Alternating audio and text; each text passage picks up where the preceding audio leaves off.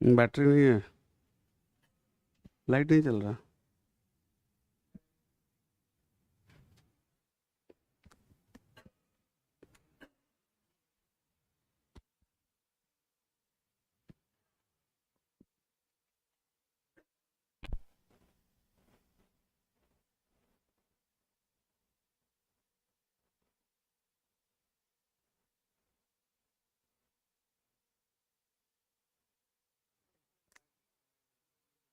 आवाज़ आ रही है,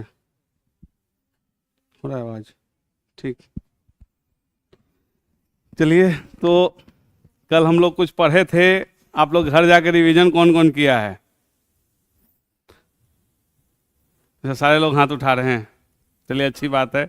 किसी को कोई क्वेश्चन में कंफ्यूजन? नहीं, देखिए भट्टिये बहुत जगह मिल रहा है, आप लोग तब केबीसी नैनो आप देख के आई हैं। एक्चुअली अभी इनका भी बाहर में यही चीज़ था, दो इनकी जिज्ञासा थी, इसीलिए आप लोग से भी पूछें। ए, हाँ, किस में, कौन किताब में? एक्चुअली हम दो तीन किताब देखे हैं, उसमें भट्टिये ही देखे हैं। ठीक है, इसको हम लोग फिर से देख लेंगे। ठीक है, इसमें कोई ये नहीं है। आ? नहीं, ठीक है, हम एक बार फिर से देखेंगे, क्योंकि हम जो तीन चार किताब जो हम पढ़े हैं उसमें भट्टिये ही मिल रहा है। और एक क्वेश्चन इनका था कि यहाँ के निवासियों को क्या बोले आप, ऋग्वेद में कहीं ये पढ़ें कि ब्रात्य कहा जाता है, हाँ, कि कठी कहा जाता है। तो चलिए, आप पढ़े हैं इसीलिए अभी इनका हम कंफ्यूजन दूर किए। देखिए, ये अच्छी बात है कि आप देखें, फिर से हम एक बार देखेंगे, उसमें कोई ये नहीं है, क्योंकि हम भी चार पांच किताब, एक किताब से हम भी नहीं पढ़ते हैं। कभी भी आप पढ़िएगा तो सिर्फ एक किताब से हम लोग को कंक्लूजन पे नहीं पहुंचना है। ठीक है, कभी भी कोशिश यही करना है कि अगर एक किताब में लगता है ना, तो दूसरी किताब, या आजकल इंटरनेट का ज़माना है, आप नेट पे सर्च कर लीजिए, बहुत सारे क्वेश्चंस का आंसर आपको मिल जाएगा। ठीक है, तो चलिए, अच्छी बात है कि आप लोग पढ़ के आए हैं। चलिए, पूछेंगे तो बाद में, पहले हम लोग अभी थोड़ा सा कुछ पढ़ लें, उसके बाद हम लोग कुछ कुछ तो पूछना तो शुरू करेंगे ही।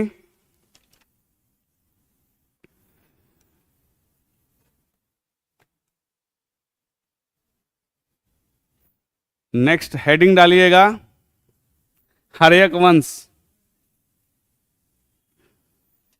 हर्यक वंश,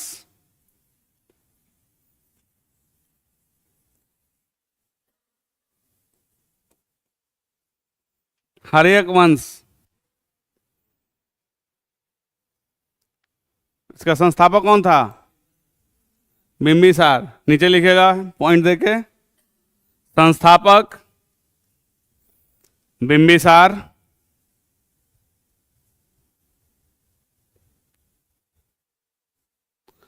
बिंबिसार, डेट क्या था इसका?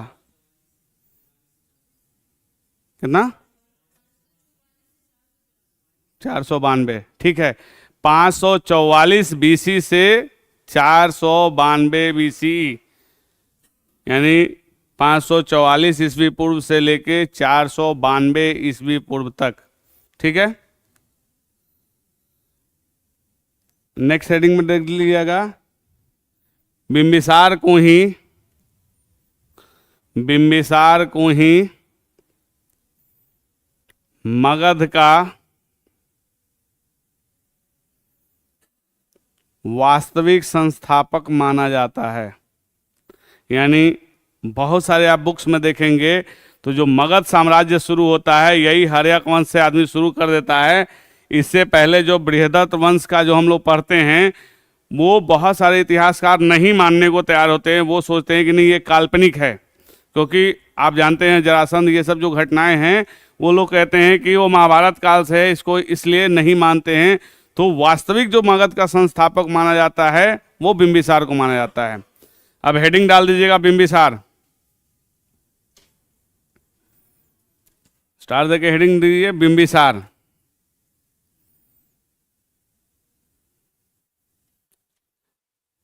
लिखिए इसमें पहला पॉइंट, इसने इसने गिरिव्रज गिरिव्रज ऑब्लिक राजगृह को अपनी राजधानी बनाया। ऑब्लिक ऐसे गिरिव्रज लिखो या फिर राजगृह लिखो। गिरिव्रज नहीं लिखा, लिख लिए। गिरिव्रज ऑब्लिक राजगृह को अपनी राजधानी बनाया।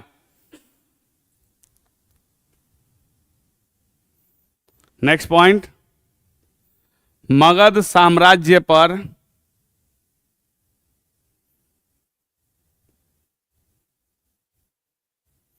सबसे अधिक समय तक यानी कितना, 52 वर्ष, कोष्ट में लिख लीजिएगा 52 वर्ष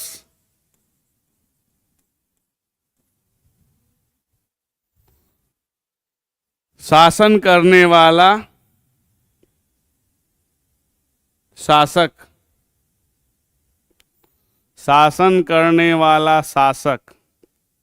और ये कैसे हम लोग को जानकारी प्राप्त होती है, किस ग्रंथ के माध्यम से?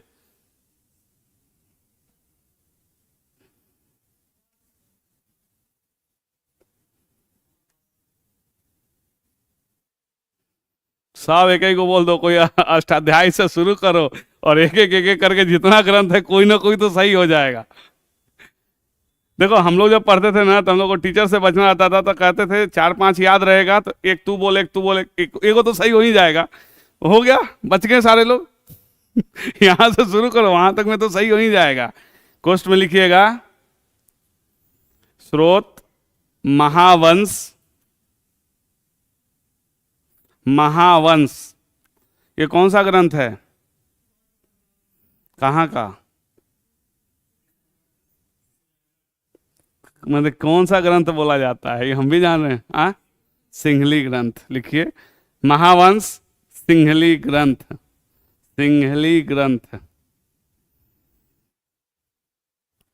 देखिए हम लोग को बहुत शॉर्ट में पढ़ना है लेकिन उतना डेप्थ में पढ़ जाना है कि हम लोग उस पॉइंट से कहीं से इधर उधर नहीं हो।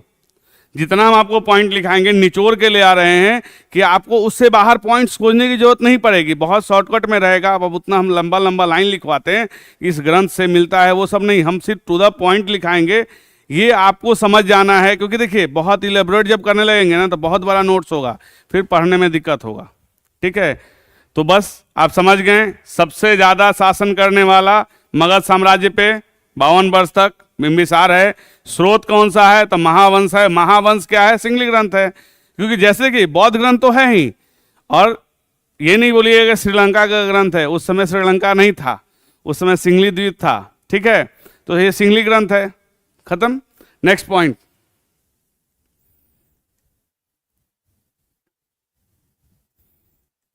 पुराणों में इसे क्या क्या नाम दिया गया है पुराणों में बिंबिसार को? तुम लोग बोले हो कि पढ़ के आए हैं? सैनी है, श्रेणिक तो जान रहे थे, सैनी तो नहीं जान रहे हैं। श्रेणिक तो बोला जाता था, और वो नाम नहीं, इसका अपना नाम, वो नाम अस्थाई सेना के चलते बोला जाता है। इसको क्या कहा जाता था बिंबिसार को? श्रेणिक लिखिएगा, श्रेणिक। हाँ,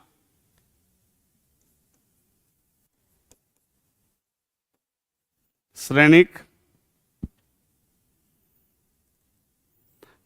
ऑब्लिक खादिर जार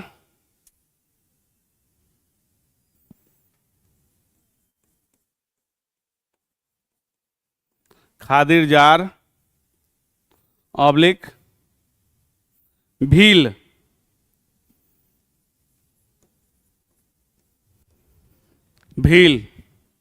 कहा गया है। भील हाँ, कौन सा भील कहा गया है? देखो ये एक अनडाइजेस्टिव अभी टैबलेट मिल रहा है, आपको बहुत सारे नए वर्ड्स मिलेंगे, इसलिए कि अभी तक आपने सिर्फ ऊपर ऊपर ही पढ़ा है। ठीक है, हम टू द पॉइंट इसीलिए ला रहे हैं, इसीलिए हम आपको बार बार समझाते जा रहे हैं। देखिए, होता है ना कि रोग के इलाज के लिए थोड़ी सी कड़वी दवाई रहेगी, लेकिन आपको ये चीज कहते हैं कि आगे से इन सब टॉपिक्स के लिए आपको कहीं कोई नोट्स देखने की जरूरत नहीं पड़ेगी, किसी किताब की जरूरत नहीं पड़ेगी। जितना हम टॉपिक पढ़ा दे रहे हैं ना, आपके एग्जाम्स में उससे बाहर नहीं जाएगा। हम बता रहे हैं कि इससे पहले हम एक किताब लिखे थे, एक एग्जाम हुआ था बीपीएससी का, म्यूजियम के लिए था, क्यूरेटर गजेटेड पोस्ट था। तो उस किताब, उस एग्जाम के पर्पज से हमने वो किताब लिखी, और पता है उसमें से 90 क्वेश्चन में से कितना क्वेश्चन मेरा बीपीएससी से डायरेक्ट लड़ा था?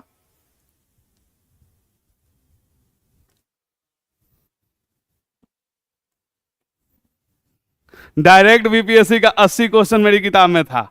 तो देखिए, हम लोग जानते हैं कि पूछेगा कहां से। एक्चुअली जो मेरा किताब है, कभी मौका मिलेगा, क्योंकि अभी केबीसी नैनो ने उसको फिर से छापा है, तो आप देखिएगा, एक क्वेश्चन है, उसमें डिस्कशन इतना है कि उससे आपका 6 क्वेश्चन बन जाएगा। तो जाहिर सी बात है कि किताब से कवर तो होना ही है। अगर आप पूरा क्वेश्चन देखिएगा तो 10 क्वेश्चन छोड़ के बाकी सारे मेरी किताब से था, क्योंकि उस लेवल पे मैंने मेहनत किया था। तो देखिए, आपको अभी लगेगा थोड़ा सा, क्योंकि अभी टू द पॉइंट चलेगा, बहुत ज़्यादा हम लिटरेचर नहीं लिखाएंगे, क्योंकि सिर्फ पॉइंट देना है। क्योंकि अभी आप पीटी के लिए जा रहे हैं, जब मेंस के लिए पढ़िएगा तो फिर लिटरेचर लिखाएंगे। ठीक है, नेक्स्ट पॉइंट,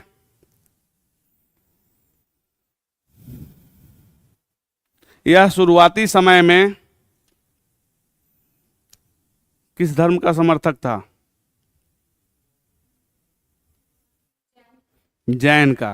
गुड, यह शुरुआती समय में जैन धर्म का समर्थक था।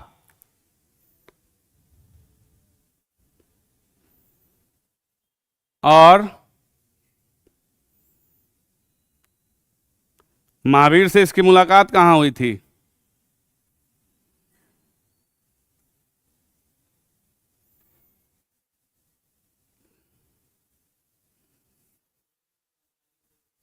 समकालीन थे, मुलाकात भी हुई थी। कहाँ हुई थी? हम कहीं तो हुई थी, तो हम भी जान रहे हैं, इसीलिए तो आपसे पूछ रहे हैं कि कहाँ हुई थी। आप सबने बोला कि हम पढ़ के आए हैं, अभी तक एक भी क्वेश्चन का आप लोग जवाब नहीं दे रहे हैं। हम कहीं सिलेबस से बाहर नहीं जा रहे हैं, हम अभी उसी सिलेबस पे हैं। और आपको भी पता था कि हमको पढ़ना क्या है, हम क्या पढ़ाएंगे, आपको पता था। एक चीज अब देखो, ये कॉमन सेंस की बात है। जैसे अभी कोई वीवीआईपी आएगा, हमारे अगर प्रधानमंत्री से मिलना चाहेगा तो कहाँ मिलेगा? राजधानी में। इसकी राजधानी कहाँ थी? तो फिर कहाँ मिलेगा? उससे बाहर थोड़ी जाएगा कोई मिलने। देखिए, जो राजा है, यानी अगर कोई राजा से मिलने के लिए आ रहा है तो जाहिर सी बात है कि देखिए, एक मीटिंग पॉइंट ऐसा रखा जाता है राजा के लिए कि राजा हमारा सेफ रहे। अब मोदी जी ऐसा नहीं ना कि चंबल घाटी में जाके गेस्ट से मिलेंगे, ये बता दीजिए। नहीं ना मिलेंगे, वो जब भी मिलेंगे तो राजधानी में मिलेंगे। तो राजधानी में जब मिलना है तो हम आपसे सिंपल सा क्वेश्चन पूछें कि महावीर से इनकी मुलाकात कहाँ हुई? सब देख रहे हैं, इधर उधर देख रहा है। अरे कोई तो बोल देते कि राजगीर में मिला था, तो बस ये क्वेश्चन हो जाता। लिखिए, महावीर से इसने गुनारसल चैत्य,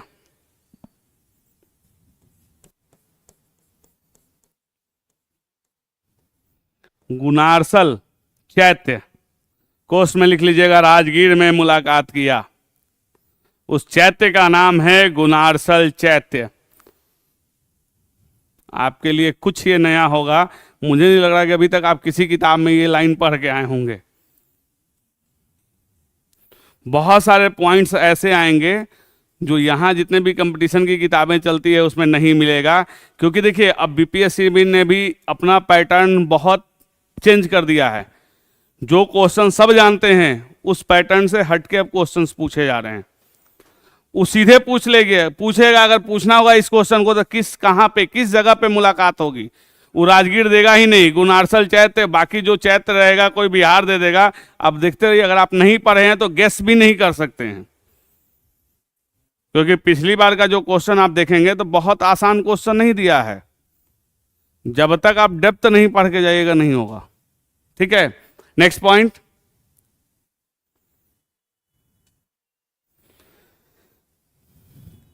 बिंबिसार ने अपने जीवन काल में कितना विवाह किया था?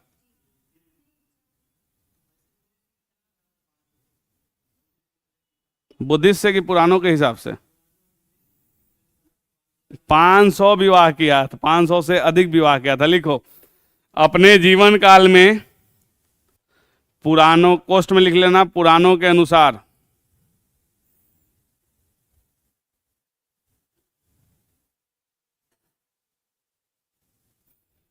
500 से अधिक विवाह किया।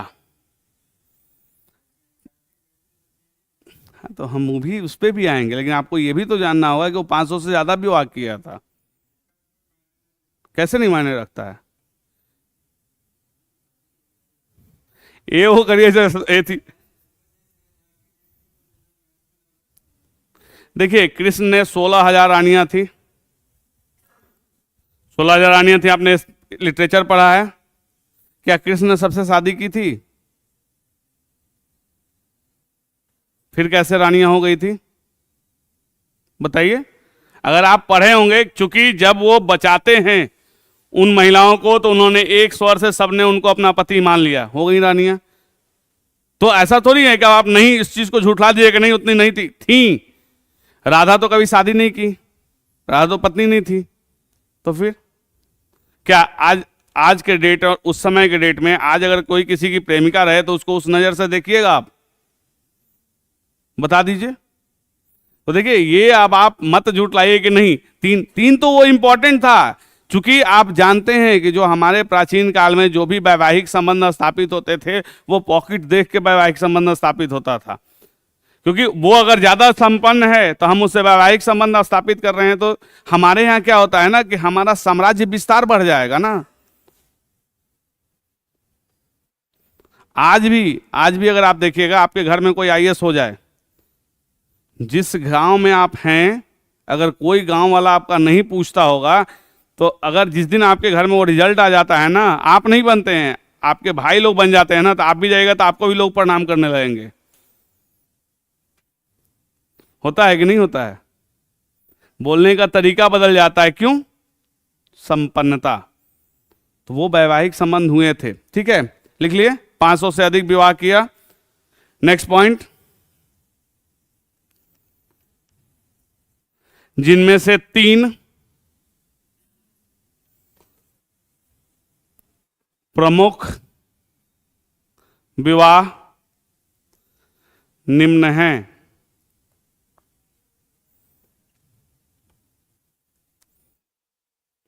पहला पॉइंट दीजिएगा,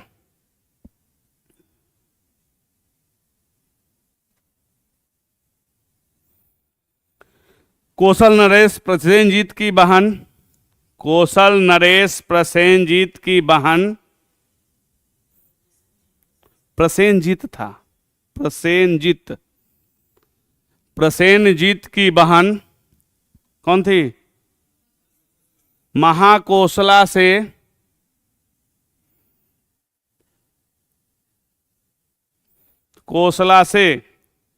जिससे क्या मिला इसको? जिससे काशी दहेज में प्राप्त हुआ। देख लो, अभी दहेज सिस्टम अभी का नहीं है, उस समय भी दहेज मिलता था। काशी दहेज में प्राप्त हुआ, जिससे 1,00,000 वार्षिक आमदनी प्राप्त होती थी। यानी 1,00,000 आमदनी उस समय वार्षिक प्राप्त होती थी। सोच लो, दहेज कुछ नहीं किया, ब्याह कर लिया, उतना उसको मिलना रहा।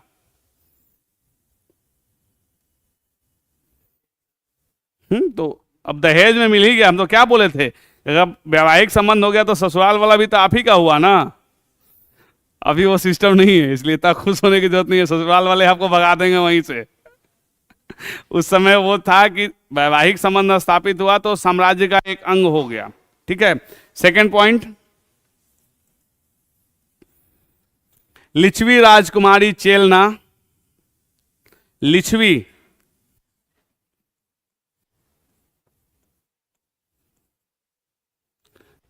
लिच्छवी राजकुमारी चेलना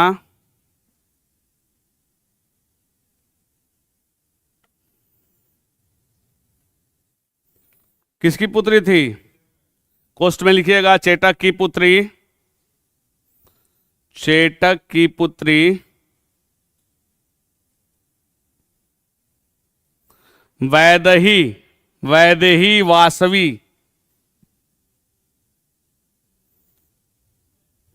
कोष्ठ में लिख लिए, उसको फुल स्टॉप कर दीजिएगा, उसी लाइन में लिखेगा वैदेही,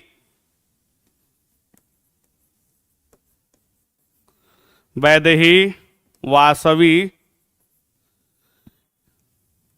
ये किसकी पहचान है?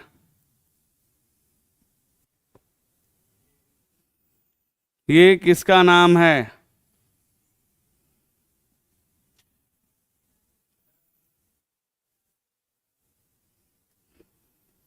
तुम लोग सब पढ़ के आए हो।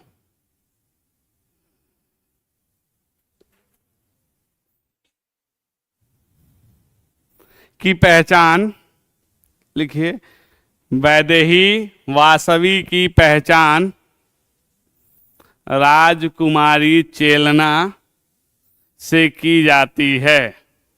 अगर ऑप्शन में वैदेही वासवी हो जाए तो चेलना मत खोजने लगिएगा आप लोग, ये और चेलना दोनों एक ही हैं, इसकी पहचान इससे की जाती है। ठीक है, पॉइंट्स आप लोग लिखते जाइएगा, बहुत शॉर्ट किया हुआ है पॉइंट। कंफ्यूजन अगर जहां हो आप पूछ लीजिएगा, क्योंकि हमको है कि जल्दी से आपका सिलेबस पूरा करना है, तो हम इतना शॉर्ट करके ले आएंगे। लेकिन अगर कंफ्यूजन हो आप बेहिचक होकर पूछ लीजिएगा, ये नहीं सिर्फ नोट करके जाने के लिए आप मत आइए मेरी क्लास में। अगर वैसा कंडीशन रहेगा तो बाद में हम डायरी दे देंगे कि ले जाओ इससे उतार लो, उससे कोई बेनिफिट नहीं मिलेगा। जब तक आप नहीं समझिएगा उतारने का कोई बेनिफिट आपको नहीं प्राप्त होगा। इसीलिए अगर कंफ्यूजन है तो आप लोग एक बार नहीं 4 बार आप हमसे पूछ सकते हैं, क्योंकि चूंकि पॉइंट हम एकदम शॉर्ट करते जा रहे हैं। जैसे आप जान गए, दूसरा हम लिखा दिए लिच्छवी राजकुमारी चेलना किसकी पुत्री है, बस वो वहीं पॉइंट खत्म हो गया। अब है कि वैदेही वासवी की पहचान राजकुमारी चेलना से की जाती है। ठीक है, तीसरा पॉइंट लिखिएगा, क्षेमा,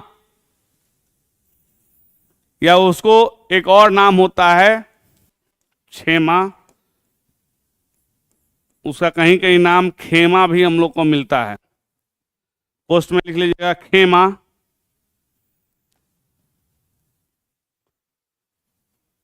हाइफन देके लिखिएगा। पंजाब के मद्र कुल के प्रधान की पुत्री, यानी पंजाब के मद्र कुल यानी मद्र नरेश जो थे उनकी पुत्री है, यानी मद्र कुल के प्रधान की ये पुत्री है जिसका नाम है क्षेमा। ठीक है, तीनों विवाह आपको, आप लोग जो उस समय से कह रहे थे कि 3-3, ये 3 सबसे इतिहास के इंपॉर्टेंट है। लेकिन पुराणों में मिलता है कि उन्होंने 500 से अधिक विवाह किए थे और 1000 से ज्यादा उनकी संतानें थी। अरे भाई सही बात है, उस समय भी हम तो, हमारे 2 भी चले गए थे, 5 दूनी 100, तो 1000 तो हो ही जाना है। ठीक है, तो ये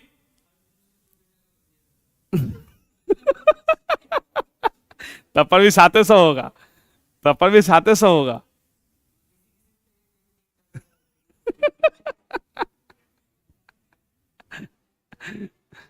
वो देखो, वो एक क्या होता है ना कि इतिहास में बहुत सारी अतिशयोक्तियां भी है। जैसे हम लोग अशोक पढ़ेंगे तो हम लोग कहते हैं कि उसने 84,000 स्तूप का निर्माण करवाया। ठीक है, हम आर्कियोलॉजी के स्टूडेंट हैं, कोई एक चीज बताइए कि किसी को जलाने के बाद कितना राख बचेगा कि 84,000 स्तूप बन जाएगा? इतना बचेगा, इतना बचेगा कि क्या 2-4 ट्रक बचेगा? तो बताइए कि कहां से 84,000 वो स्तूप बनवा सकता है? हाँ, ये होगा कि 100-200 बनवाया होगा, राजा है तो बनवा सकता है। लेकिन चूंकि अतिशयोक्तियां इतिहास में बहुत मिलती है, जैसे समुद्रगुप्त की प्रयाग प्रशस्ति आप लोग पढ़े हैं कभी? उसमें लिखता है हरिसेन कि जब समुद्रगुप्त बीना बजाता था तो स्वर्ग की अप्सराएं नीचे आके नाचती थी। पॉसिबल है, लेकिन उसका कहने का आशय यह था कि वो इतना बढ़िया बीना बजाता था कि उससे ज्यादा अच्छा इस समाज में, मतलब इस संसार में, उस रेंज में कोई नहीं था जो बीना बजा सके। ठीक है, देखिए बहुत सारी अतिशयोक्तियां हैं, आप पढ़िएगा। जैसे एक और उसमें लिखता है, समुद्रगुप्त की प्रयाग प्रशस्ति, जब चूंकि गुप्त वंश जब हम लोग पढ़ेंगे तो उसका जिक्र करेंगे ही, उसमें एक चीज और लिखता है, उसके घोड़ों ने 7 समुद्रों का जल पिया था। अरे इंडिया से सटे हुए सिर्फ 5 गो समुद्र है, तो 7 गो कहां से वो जल पी लेगा, पहले ये तो बता दो। इंडिया की सीमा को सिर्फ 5 समुद्र ही जल, मतलब ये टच कर रहा है, तो 7वां कहां से आएगा, 2 और बढ़ कहां से जाएगा। देखिए अतिशयोक्तियां होती है, यूरोप जीतने का कहीं एविडेंस नहीं है। अगर आप देखेंगे तो सबसे बड़ी जो सीमा थी वो किस काल में थी, भारत की सबसे बड़ी सीमा मौर्य काल में थी। चंद्रगुप्त मौर्य के समय ही सबसे बड़ी सीमा थी, उस समय से बड़ा कोई सीमा नहीं रहा, क्योंकि वो अफगानिस्तान, कंधार, ये सब हमारे यहाँ ही था। ठीक है, वही चीज।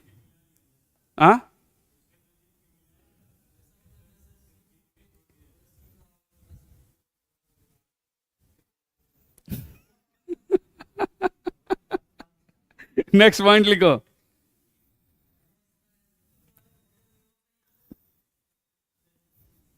चलो वो उधर से पानी उनी पी के आया होगा, नहीं चलो कुछ भी पॉसिबिलिटी है। नेक्स्ट पॉइंट लिखो। अब है कि अजात शत्रु का जन्म किस राजकुमारी से हो रहा है, किस रानी से, चेलना से। हम भी ये कंफ्यूजन में थे, कल 3 किताब हम इसी के लिए देखे हैं। एक जगह महाकोसला दे दिया, लेकिन बाकी जगह हम जहां भी देखे वो चेलना ही है। लिखिए, लिच्छवी राजकुमारी चेलना से, लिच्छवी राजकुमारी चेलना से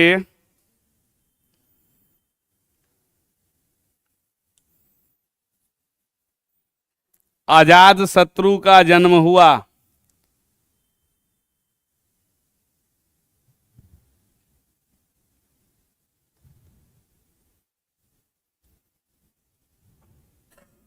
बिंबिसार, नेक्स्ट पॉइंट, बिंबिसार पहला शासक था जिसने अस्थाई सेना का निर्माण किया। जो आप लोग कुछ देर पहले बोल रहे थे, ये पहला है जिसने अस्थाई सेना, इससे पहले अस्थाई सेना हमारे यहां नहीं होती थी। इवन कौटिल्य भी अपने अर्थशास्त्र में जो देता है, उस समय भाड़े पर सैनिक का भी प्रावधान होता था कि भाड़े पे आप कुछ दिनों के लिए सैनिक ले सकते हैं युद्ध के लिए, उनको कॉम्पनसेशन जो देना है वो दे सकते हैं। लेकिन ये पहली बार बिंबिसार ने अस्थाई सेना का निर्माण किया। नेक्स्ट पॉइंट,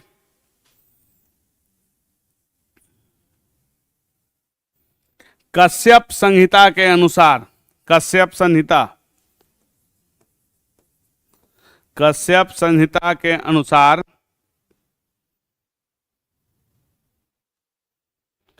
जीवक किसका पुत्र था,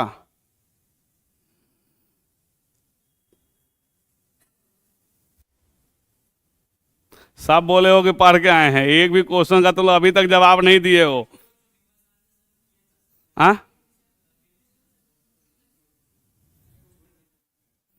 हम किसका पुत्र है पूछ रहे हैं, कैसे नहीं लिखा है, लिखो। जीवक बिंबिसार का ही पुत्र था, बिंबिसार का ही पुत्र था, जो आगे चलकर राज वैद्य बना।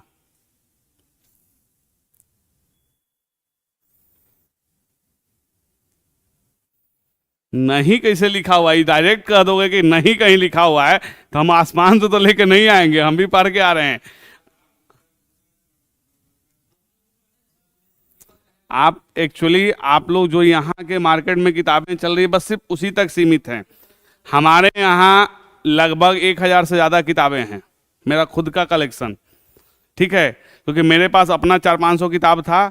जब मेरे टीचर रिटायर्ड किए तो उन्होंने 400 किताब मुझे दान कर दिया, बोले कि ले जाओ। 500 रुपया दिए मुझे और किताब दिए कि लेके जाने के लिए 500 रुपया हमको भाड़ा दिए थे।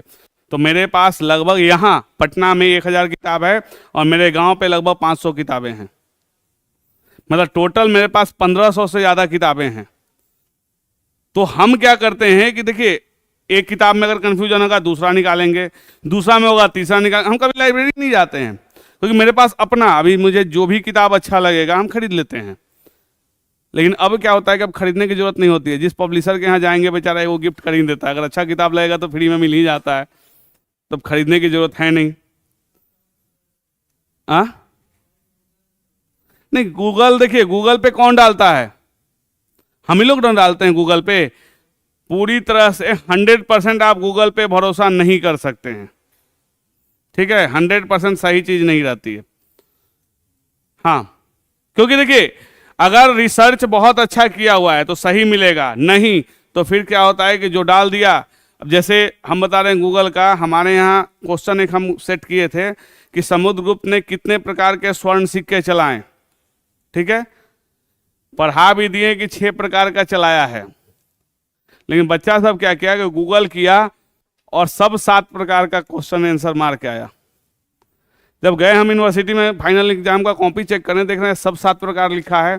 तो जितना आदमी 7 प्रकार लिखा था, एक क्वेश्चन का 2 नंबर तो इसका गया, ऊपर से 4 नंबर और हम काट लिए सबका काट दिए नंबर, क्योंकि ये लोग गूगल पे भरोसा किए थे। जैसे क्या था, व्याघ्र निहंता और एक और था, वो एक ही पार्ट है, लेकिन बहुत जगह क्या किया था ना कि थोड़ा सा अपने आप को ओवर स्मार्ट बनने के लिए जो गूगल पे अपलोड किया उसको 2 प्रकार वो कर दिया, जबकि पूरी दुनिया जानती है कि सिर्फ 6 प्रकार का वह सिक्का चलाया है। लेकिन गूगल बाबा उसको 7 प्रकार, और हमारे लगभग मतलब 54 कॉपी में से लगभग 50 लोगों ने 7 प्रकार मारा था। क्या? हाँ, काट दिए सबका।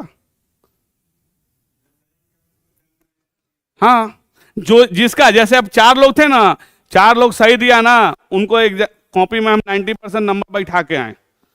90% नंबर, कुछ नहीं लिखा है ना, अगर 2 पेज भी लिखा है लॉन्ग क्वेश्चन 10 नंबर का, हम 9 नंबर उसको दिए, क्योंकि हमको उनको 61 62 नंबर पहुंचा देना था 70 में, और बाकी जितना गलत किया था सबको 50 के नीचे ले आना था। हम बोल के, इवन हम क्लास में बोल दिए कि सबका नंबर काट लिए, किसी का 50 के ऊपर नंबर नहीं गया होगा, चेक कर लो तुम लोग। ईगो पे नहीं, जब हम पहले आपको समझा चुके हैं, ईगो पे नहीं था। देखो, ये सबक था कि आप सही चीजों को पढ़िएगा। जैसे अगर हम क्लास में इसको डिस्कस कर लिए और फिर भी अगर आप ये मान लें तो पहली गलती क्षम्य होती है, और अगर जानबूझ के गलती की जाती है तो वो अपराध की श्रेणी में आता है, और अपराध के लिए क्षमा नहीं होता है, दंड मिलता है। तो फिर नहीं, क्षमा तभी तक अच्छा लगता है जब तक आपको वो अपराधी बनने में सहायक नहीं साबित हो। नहीं, टीचर का क्षमा हमेशा नहीं होना चाहिए। अगर टीचर हमेशा क्षमा करने लगे, कभी आप नहीं बन पाइएगा, याद रखिएगा। हमारी कड़वी बातें, हो सकता है कि कभी आपको डांटे तो बहुत बुरा लगे, लेकिन वो इसलिए डांटा जाता है कि आप आदमी बन जाए। ठीक है, नेक्स्ट पॉइंट पे आइए। जीवक को अवंती नरेश, कौन थे अवंती नरेश?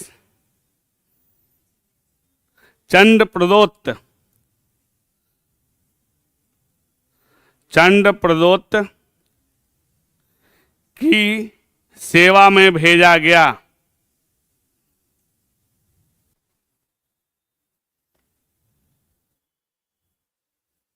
प्रदोत,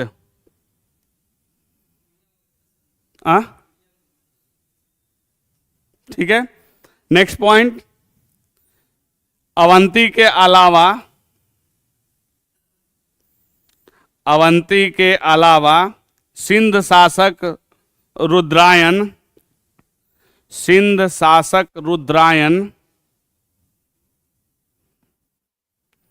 तथा गांधार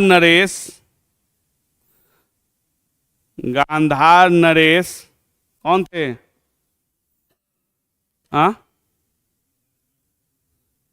नहीं मामा शकुनी वाला नहीं है अभी। पुष्कर सीरीन, पुष्कर सीरीन, सीरीन, सीरीन, पुष्कर सीरीन के साथ मित्रवत संबंध बनाया।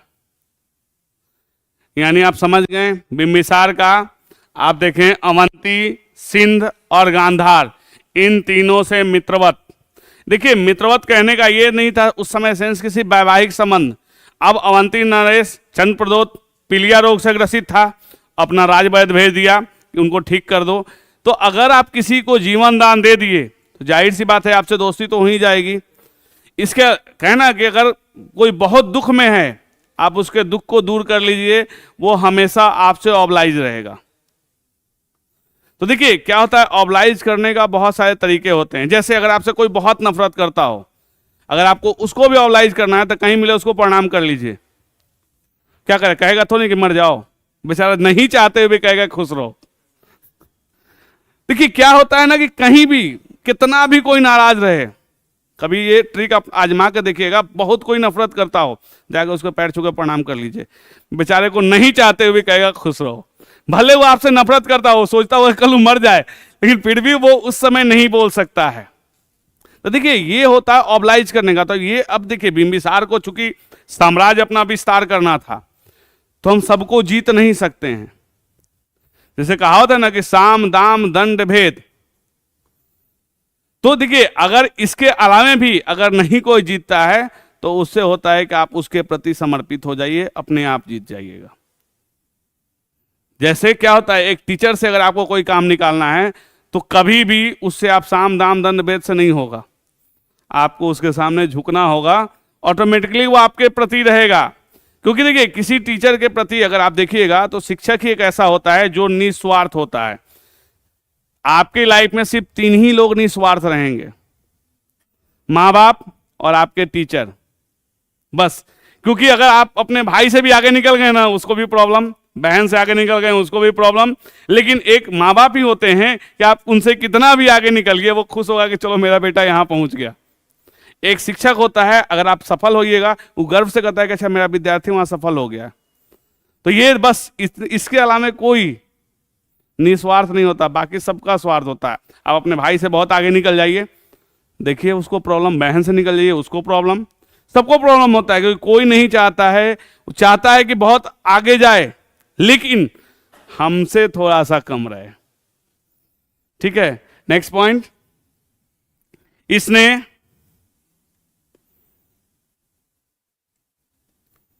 महात्मा बुद्ध से कहां भेंट की थी? महात्मा बुद्ध से, अब तो राजगीर बोलवे करोगे, लेकिन राजगीर में कहां? भी थोड़ी देर पहले तो हम बताए थे इसलिए अब राजगीर सब बोलोगे। राजगीर में कहां भेंट किया था? कोई नालंदा का है? कोई नहीं है इसमें से, वो करेगा तभी नहीं बोलेगा सब। चलो ये चीज तो तुम लोग को ध्यान रहा, कॉमन सेंस तुम लोग बहुत अच्छा लगा है कि जैसे पूछे कहां बैठ किया तो सीधे बोले राजगीर। अच्छी चीज है कि आप लोगों ने ये किया, लेकिन राजगीर में कहां पे? लिखिए, मगध महात्मा बुद्ध से राजगीर के पांडव पर्वत पर 10 लाख अनुयायियों के साथ 10 लाख अनुयायियों के साथ भेंट की। लिख लिए? यानी आप जान रहे हैं कि उस समय भी सोचिए इतने सारे फॉलोअर्स के साथ। आपको पहले बता दिए कि आरंभ में वो जैन धर्म को मान रहा है, बाद में वो अपने 10 लाख अनुयायियों के साथ महात्मा बुद्ध से भेंट करने के लिए पांडव पर्वत पे जा रहा है। राजगीर में अभी भी ये पर्वत अवेलेबल है, आप जा सकते हैं वहां। ठीक है, नेक्स्ट पॉइंट। अच्छा, उस समय मगध का वास्तुकार कौन था? बिंबिसार के समय?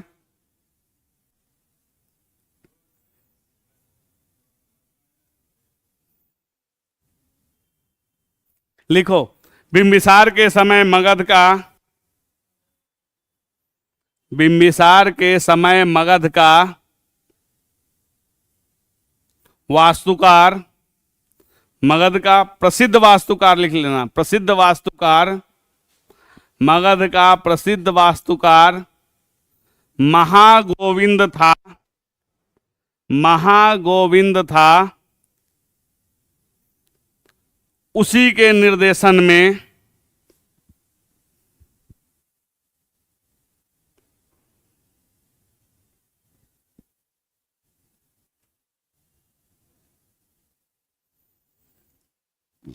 बिंबिसार की राजधानी, बिंबिसार की राजधानी राजगृह का निर्माण हुआ था,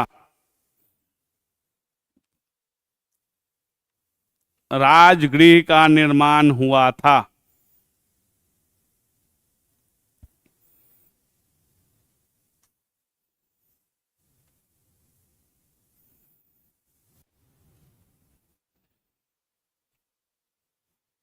नेक्स्ट हेडिंग डालिएगा, अजात शत्रु। हर जो भी टॉपिक आपका खत्म होगा थोड़ा सा स्पेस छोड़ दीजिएगा। कोई भी टॉपिक जैसे लिख रहे हैं ना, जो भी राजवंश, हल्का सा स्पेस इसलिए छोड़ दीजिएगा कि हो सकता है एक आध पॉइंट्स जो मिस कर जाए वो वहाँ लिखने के काम आएगा, क्योंकि किसी भी कॉपी में इतना कम जगह नहीं है कि उतना वो नहीं छोड़ सकता है। जब भी कोई भी, अभी जितना भी राजवंश हम लोग पढ़ रहे हैं उसमें जरूर थोड़ा सा स्पेस आप लोग छोड़ते चलिएगा, क्योंकि मे भी पॉसिबिलिटी है कि कुछ पॉइंट्स अगर हमसे भी छूट जाए, जब आप दोबारा से किताब पढ़ेंगे तो हो सकता है एक आध पॉइंट उसमें ऐड हो जाए। ये लिखने का टेक्निक है, कभी भी पूरा भर के नहीं लिखना, एकदम सही सटा सटा के नहीं लिखना है। जैसे बहुत सारे लोगों को, कल भी यहाँ एक लड़की बैठी इतना सटा सटा के लिख देने को, उसके अंदर अगर एक वर्ड लिखना रहे वो नहीं होने वाला है। तो वो आपको स्पेस छोड़ दीजिए कि एक आध पॉइंट जो अगर बढ़ जाए तो हम उसको ऐड कर सकें, ठीक है। और थोड़ा सा साफ साफ लिखने की कोशिश कीजिए आप लोग। बहुत तो एकदम सटा सटा के लिख रहे हैं कि जिससे लग रहा है कि वो पन्ना बचा के घर ले जाना है। देखो मेरी आंखें ठीक है, हम यहाँ से वहाँ तक के कॉपी को देख लेते हैं, इसलिए अगर ये सोच रहे हो कि हमको नहीं दिखेगा तो इतना लोग का तो कॉपी हम देख लेते हैं कैसा लिख रहे हो। बाकी अब जो एकदम पीछे बैठ जाएगा उसका कॉपी नहीं दिखेगा। मेरी आंखें एकदम स्वस्थ हैं इसलिए हम दूर तक देख सकते हैं, ठीक है। तो हम यही कहेंगे कि अभी से लिखने की जो प्रैक्टिस है वो करते जाइए, थोड़ा सा फर्क लिखिए और कोशिश कीजिए अच्छे तरह से अरेंज करके लिखें, वो आपको मेंस लिखने में काम करेगा। ये नहीं कि एकदम लाइन बाय लाइन एकदम सटा सटा के लिख रहे हैं, वो अभी आदत बन जाएगा ना तो मेंस लिखने के समय बहुत दिक्कत होगी। वैसे ही सटा सटा के आप बहुत अच्छा लिखिएगा, पता चला इतना ही में आप लोग खत्म कर लिए, नंबर नहीं आने वाला। बहुत लोगों को देख रहे हैं नहीं ढंग से लिख पा रहे हो, जो लोग आगे बैठे हुए सबकी कॉपी हम देखते रहते हैं, इसीलिए हम आपको बोल रहे हैं। हम पर्टिकुलर, अब कोई इस चीज़ को बुरा मत मानना, क्योंकि हम लिखने के लिए इसलिए बता रहे हैं क्योंकि बहुत लोग को देख रहे हैं कि वो ऐसा लिख रहा है कि एकदम जैसे लग रहा है कि एक पेज अगर बचा लेगा तो अगले दिन उसमें लिख लेगा। वो चीज़ मत करो, बढ़िया सा लिखो, एकदम फर्क लिखने की कोशिश करो, ताकि अभी से वो प्रैक्टिस, और कोशिश करो तो एकदम प्लेन पेज पे ही लिखो, वो ज़्यादा बेहतर है। क्योंकि मेंस आपको प्लेन पेज पे ही लिखना है, वहाँ लाइनिंग नहीं मिलने वाली है। उस हिसाब से आप लिखने की कोशिश कीजिए, पन्ना बचाने से कुछ नहीं होता है, एक आध पेज बर्बाद होने दो, वो ज़्यादा बेहतर है, ठीक है। अजात शत्रु, डेट इसका लिख लीजिएगा, कितना से है, 492 से 461 BCE, यानी ईस्वी पूर्व 461 BCE यानी ईसा पूर्व। कोस्ट में इसका एक और नाम लिख लीजिएगा, क्या था, कुनिक, नाम लिख लीजिएगा कुनिक। पितृहंता बहुत है, अरे लगभग होते जा रहा है, ये अभी से लेकर मेडाइवल तक चलते आ रहा है। जब तक बाप को मारेगा नहीं बेटा गद्दी पर बैठेगा नहीं, वो छोड़ दो पितृहंता। ये पहले के लिए इंपॉर्टेंट पॉइंट होता था कि ये पितृहंता था, अब के लिए ये इंपॉर्टेंट पॉइंट नहीं है, क्योंकि आप देखेंगे जैसे जैसे डायनेस्टी वाइज बढ़ते जाएंगे तो कोई भाई को मार के बैठ रहा है, कोई पिता को मार के बैठ रहा है, क्योंकि उसको लेना है, राजगद्दी लेना है, तो राजगद्दी के लिए सब कुछ जायज है। ठीक है, लिखिएगा इसमें, देवदत्त के कहने पर, पहला पॉइंट, देवदत्त के कहने पर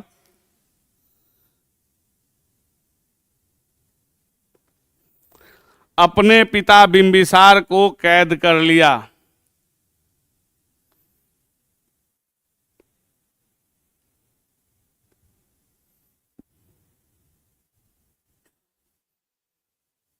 कैद कर लिया। नेक्स्ट पॉइंट, कौशल नरेश, कौन था उसके समय? प्रसेनजीत। कौशल नरेश प्रसेनजीत को हराकर, प्रसेनजीत को हराकर पुनः कौशल प्राप्त किया।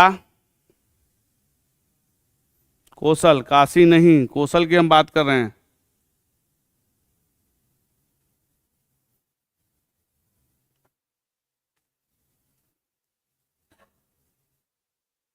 प्राप्त किया, साथ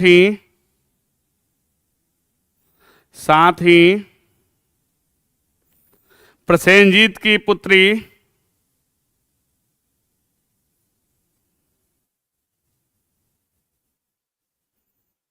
कौन थी? वजीरा के साथ विवाह किया।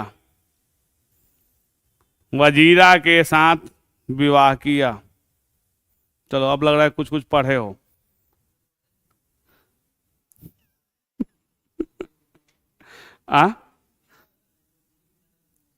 देखिए, तो हम आपको क्या कहते हैं कि जो आप पढ़ के आ रहे हैं हम उसी को थोड़ा सा इनलार्ज करेंगे। हम आपको क्यों बार बार कहते हैं कि आप पढ़ के आइए? उससे क्या होगा ना कि अगर आप पढ़ के आ रहे हैं ना, तो अगर आपको जो पॉइंट्स हम लिखा रहे हैं अगर पढ़ा हुआ है तो रिवीजन हो रहा है, कुछ नया है जो आपको पढ़ने के लिए प्रेरित करेगा। ठीक है, नेक्स्ट पॉइंट,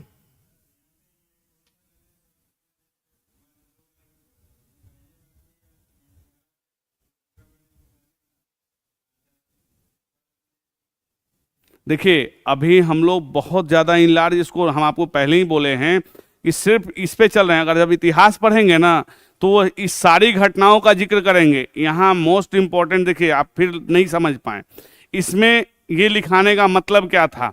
ये प्रसेनजीत को हराता है और इसके बाद इसकी पुत्री से विवाह करता है।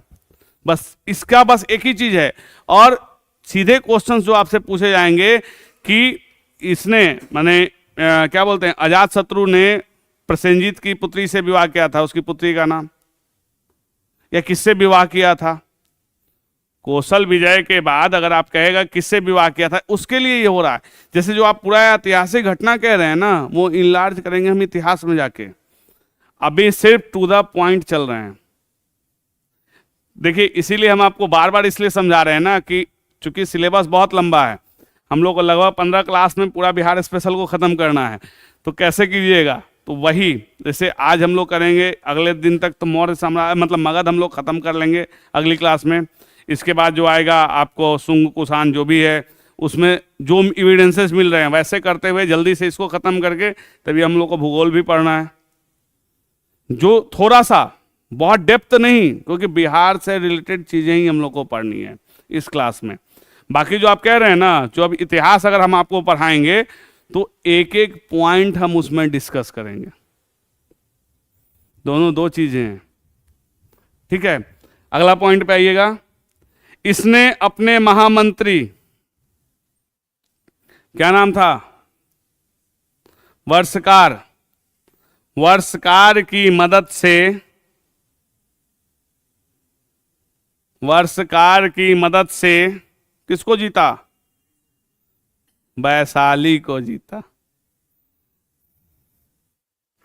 वैशाली को जीता। और इस जीत में एक कूटनीतिज्ञ कौन प्राप्त हुआ था?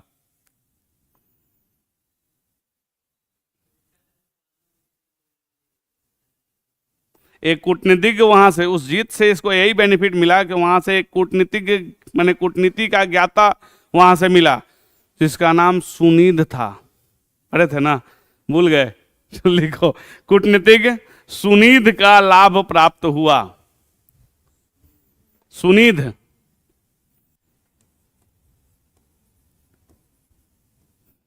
धा है, नाला नहीं, सुनीध का लाभ प्राप्त हुआ। अब आप समझ रहे हैं कि कितना पढ़ के इसको निचोड़ के निकाला गया है। आप जितना पढ़े होंगे, अब सोचिए उसमें से लाइन को काट काट कर निकालना इतना आसान नहीं है। इसीलिए हम आपको कह रहे हैं कि आप डिटेल्स पढ़ के आइएगा, हम उसको सॉर्ट करके आपको पढ़ा देंगे। तो इससे फायदा क्या होगा कि अगर आप नाम एक बार भी पढ़े होंगे ना, आगे आपको याद आ जाएगा। ठीक है, नेक्स्ट पॉइंट, वैशाली की यह जीत कितना बरस युद्ध हुआ था तब हुआ?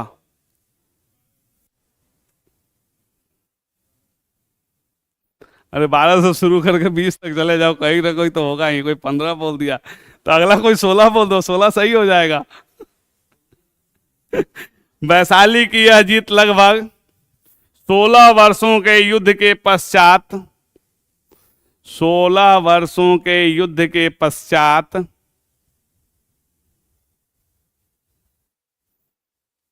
प्राप्त हुआ था।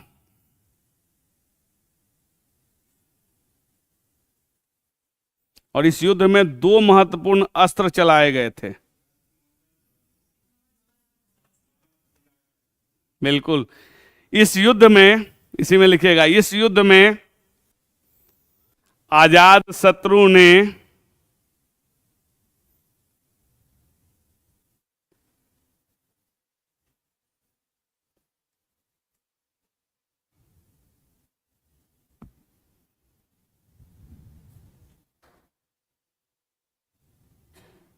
आजाद शत्रु ने रथ मूसल एवं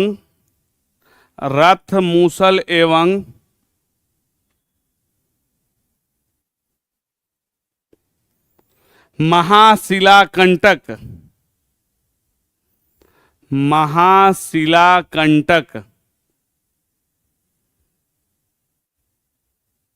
नामक हथियारों का प्रयोग किया था। नामक हथियारों का प्रयोग किया था।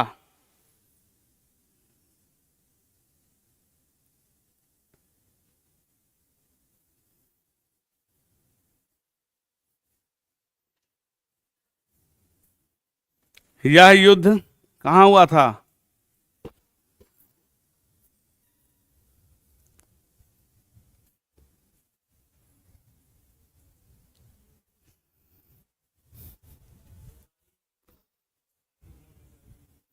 यह युद्ध गंगा के तट पे हुआ था। लिखो। अरे हुआ होगा, तुम लोग अभी भी उसी में जी रहे हो, मतलब गैसिंग करना बंद नहीं करोगे ना। गैसिंग नहीं, आप पढ़ के आइए।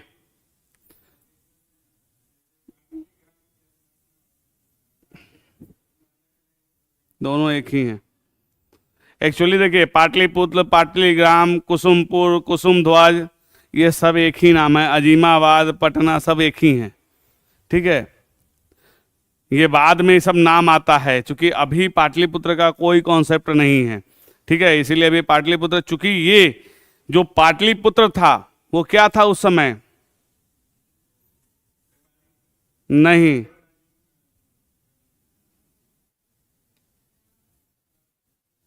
क्या था?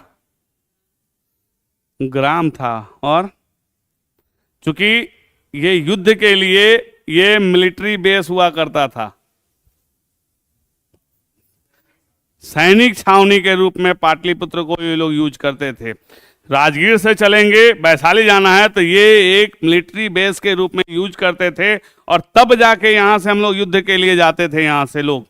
ठीक है, ये मिलिट्री बेस के रूप में यूज होता था।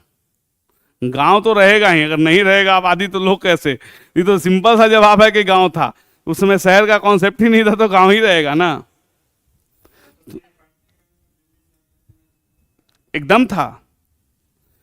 देखिए पटना का कॉन्सेप्ट शुरू से रहा है, चूंकि ये दो नदियों के बीच घिरा हुआ है, संगम स्थल पे है, तो जाहिर सी बात है कि ये जो संपदा है यानी नेचुरलिटी यहाँ पे प्रचुर मात्रा में है, तो जाहिर सी बात है कि यहाँ लोग बसेंगे ही। फर्टाइल लैंड है, यहाँ पे खेती भी बहुत अच्छे से होगी। और आपको ये भी बता दें कि उस समय सोन जो अभी दीघा के आसपास मिलती है ना सोन, अब क्या है कि सोन उस समय ये मिलती थी पटना जंक्शन के पास। ये पूरा जो एरिया देख रहे हैं ना, ये सब सोन का बेड हुआ करता था, सोन और गंगा का बेड था ये सब, ये जमीन नहीं था।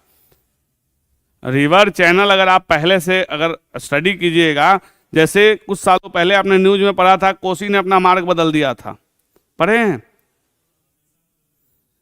वो हमेशा इस क्यों बदलती है? ये तो अभी का आप लोग ये पढ़ रहे हैं ना, एक्चुअली नदियां क्या होता है कि जब बहती है तो अपना एक चैनल छोड़ के दूसरे चैनल में बहने लगी, लेकिन नदी कभी भी चाहेगी तो अपने पुराने चैनल में बह सकती है, पुराने चैनल में वापस चली जाती है।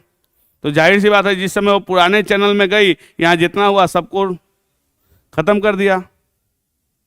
ठीक है, तो इसीलिए कह रहे हैं कि ये अब जब आप स्टडी कीजिएगा डीपली तो आपको पता चलेगा कि कैसे कैसे मार्ग बदले। तो ये मिलिट्री बेस हुआ करता था, ये अजात शत्रु के समय भी था, बिंबिसार के समय भी था, ये हर काल में पाटलिपुत्र का अस्तित्व था। लेकिन पाटलिपुत्र बना कब? उदयन के समय। उससे पहले पाटलिपुत्र का नहीं कॉन्सेप्ट था, बस ये जगह लोग जानते थे, मिलिट्री बेस था, बस यूज कर रहे हैं। नेक्स्ट पॉइंट, इसने अवंती के शासक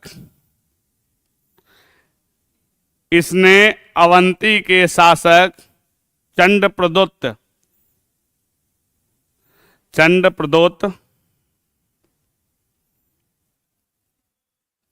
के संभावित आक्रमण से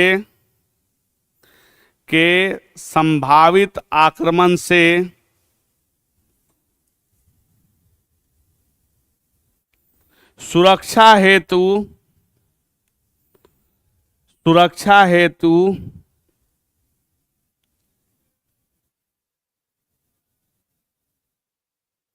राजगृह का दुर्गीकरण कराया।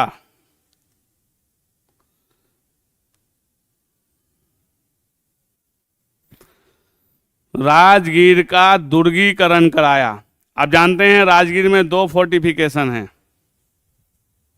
कभी राजगीर कोई गया? कौन कौन गया है? जल्दी से हाथों नहीं उठाएगा कि सर कुछ क्वेश्चन पूछें। तो भी बोल सकते हो ना, डरे को नहीं, इतना थोड़ा सा उठा के फिर रख दे रहा है कि नहीं कुछ क्वेश्चन। देखो वहां 2 फोर्टिफिकेशन है, अगर कभी अब जाने का मौका मिलेगा तो एक फोर्टिफिकेशन वाल है और एक साइक्लोपियन वाल है। फोर्टिफिकेशन वाल का मतलब इसको आदमी ने बनाया, यानी मैन मेड रहेगा वो। और ये साइक्लोपियन जो होता है वो नेचुरली, अगर आप देखेंगे तो राजगीर को कहा जाता है कि 5 पहाड़ियों से घिरा हुआ है, वो नेचुरली वहां पे प्रोटेक्टेड है। तो वहां पे अब आप जो क्वेश्चन उस समय कह रहे थे कि चंद्रप्रदोत से, ठीक है, तो अवंती के राजा को तो ये हरा दे रहा है, ठीक है। अब क्या हो रहा है कि इसको डर तो ये भी है, अगर आप किसी को मार के आइएगा और आपसे बराबरी का है वो, तो आप सुकून से सो जाइएगा, क्योंकि मार के आइएगा ना तो सुकून से नहीं सो पाइएगा। रात में सोने भी जाएगा ना तो दिमाग में रहेगा कि अगला बार उठा के मारेगा ही। अब क्या कीजिएगा, अभी के डेट में क्या कीजिएगा, बॉडीगार्ड्स वगैरह कर लीजिए, या फिर अपने घर पे जो वायर लगा दीजिए उसमें इलेक्ट्रिक करंट लगा दीजिए, कोई आपके ऊपर अटैक नहीं करे। लेकिन अभी भी तो है कि कोई बम में पटक दिया घर पे तो क्या कीजिएगा? गुफा जब तक ढूंढोगे जब तक तो ऊपर चले जाओगे। अब इतना नहीं ना, आप तो देखिए अब क्या होता है कि उस समय भी अगर जो युद्ध लड़े जाते थे तो अगर वो शक्तिशाली है और अगर युद्ध में वो बच गया है तो आप कभी भी चैन से नहीं सो पाइएगा। तो इसने क्या किया कि दुर्गीकरण करवाया। जाहिर सी बात है कि जब तक फोर्टिफाइड सिटी में घुसने के लिए आपको फोर्टिफिकेशन तोड़ना होगा तो तोड़िएगा, तब तक तो अपना एक्टिव हो ही जाएगा ना। जैसे अभी भी जितने भी, जैसे पाटलिपुत्र के बारे में कहा जाता था कि चारों तरफ बुर्ज थे, 64 बुर्ज थे, मतलब 64 गेट थे घुसने के लिए, जो आपको फोर्टिफिकेशन, ये फोर्टिफाइड सिटी था। भले अभी हम लोग को फोर्टिफिकेशन सिर्फ थोड़ा सा मात्रा में मिला बुलंदी बाग में, ठीक है, लेकिन इसके बारे में कहा जाता था कि ये पूरी तरह से गोल घिरा हुआ था, ठीक है। और इसका फोर्टिफिकेशन के बगल में एक मोट था। मोट समझते हैं क्या होता है? कोई लाल किला देखा है? हाँ, गड्ढा। लाल किला कोई देखे हो? लाल किला का देखोगे जो दीवार है उसके बगल में खाई है। तो उस समय क्या होता था कि प्राचीन काल में ये खाई बना दी जाती थी चारों तरफ से, ठीक है, और इसके अंदर जलीय जीव ऐसे छोड़े जाते थे कि अगर आप नीचे गिर गए तो वहीं आप साफ हो जाइएगा, उससे आगे आप नहीं बढ़ पाइएगा, ठीक है। और ये गेट जहां रहेगा वहां गिराने के लिए रहेगा, इससे गिरेगा आप अंदर जाइएगा, फिर ये गेट उठ जाएगा, आप उसके अंदर नहीं जा पाइएगा जब तक कि इस गेट तोड़िएगा नहीं, ठीक है। तो ये फोर्टिफिकेशन मेडाइवल तक चला है। अगर आप नहीं देखे होंगे, जो दिल्ली गए होंगे, लाल किला देखिएगा, अभी भी उसका है। आगे वाले एरिया में आप जाइएगा जहां झंडा फहराया जाता है, आप देखिएगा वो फोर्टिफाइड अभी भी है फोर्टिफिकेशन। हाँ, हम उसके नीचे भी गए हुए हैं। एक्चुअली हमारा 2 साल के लिए वो हॉस्टल था, हम लाल किले के अंदर 2 साल रहे हैं हॉस्टल में। जो अंदर था, जहां आप दीवाने आम गए होंगे ना, उसके इस तरफ जो बिल्डिंग था वो हमारा हॉस्टल था। हम भारत सरकार के स्कॉलरशिप पे पढ़ने गए थे, तो हमको रहने के लिए लाल किला मिला था। हम लोग बड़ी गर्व से कहते थे कि जहां शाहजहां रहता था वहां हम रहते हैं। और रात में हम लोग 10 बजे के बाद जाते थे शाहजहां के भूत को खोजने। दीवाने आम और दीवाने खास में उस सिंहासन पर बैठ के फील करते थे रात में। एक्चुअली हम लोग को लगता था कोई कहीं खजाना तो मिल जाए, लेकिन वहाँ खजाना नहीं मिलता था, सिर्फ सांप मिलता था। बहुत सारे सांप है लाल किला में, बहुत है, क्योंकि मोर वहाँ बहुत है। तो जब अगर बारिश होती थी, जब भी बारिश का दिन है ना, हम लोग सुबह उठने से पहले टॉर्च मार के अपने रूम में देखेंगे कितना सांप घुसा हुआ है। नहीं, जहरीला नहीं रहता था, ऐसे ही आ जाता था। मोर, चूंकि मोर का सबसे पसंदीदा खाना वो सांप होता है, तो वहां मोर बहुत हैं लाल किला में, तो वो सांप भी बहुत थे, तो हम लोग वैसे ही रहते थे। क्या मोर वहां पे है? बहुत है, नहीं, लाल किले में बहुत मोर है। हम लोग तो रहे हैं, हम तो 2 साल मेरा हॉस्टल रहा है, तो हम लोग रहे हैं वहां पे, तो वहां बहुत था। तो वो जो आप फोर्टिफिकेशन के लिए कह रहे हैं, तो हम लोग अंदर जाके देखें तो रियलिटी था कि ये फोर्टिफिकेशन हुआ। इसके अंदर बहुत सारे सुरंग होते थे। सुरंग से जाने के लिए अभी भी अगर आप देखेंगे तो लाल किले के अंदर कुछ वैसी जगह हैं जहां पे हम लोग को नहीं, आम पब्लिक को, आप जो जाते हैं घूमने, सिर्फ 10% एरिया आप घूम पाते हैं। 90% अभी तक आप लोगों ने में से किसी ने नहीं देखा होगा। हम लोग भी 2 साल रहने के बाद भी हमको नहीं लग रहा है कि हम लोग 50% से ज्यादा एरिया घूम पाए, क्योंकि एक बार हम लोग वॉच टावर पे चढ़ गए थे, तो वहां तो गोली लेके तैनात हो गया। पता चला कि नहीं स्टूडेंट है, तब सबको छोड़ा, तो बोला कि अगर थोड़ी देर मिस करते तो सबको हम लोग गोली मार देते। क्या होता है, क्योंकि सुरक्षा से कोई खिलवाड़ नहीं करता है, और हमारे देश की आन बान शान है वो। तो जब भी अगर प्राइम मिनिस्टर का जो झंडा फहराने का होता है, उस समय हम लोग को बाहर भेज दिया जाता था।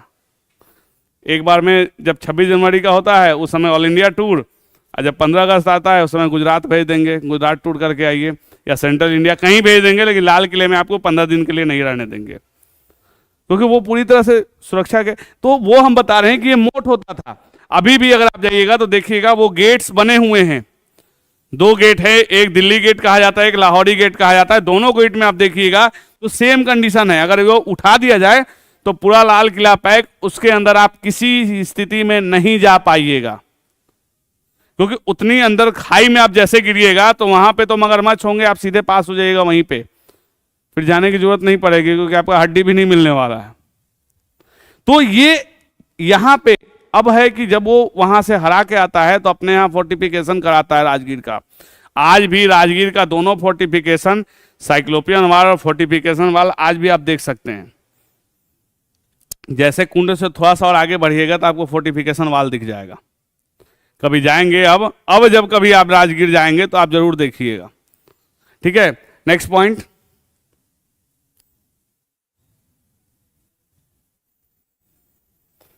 इसने अपनी पुत्री पद्मावती का विवाह, इसने अपनी पुत्री पद्मावती का विवाह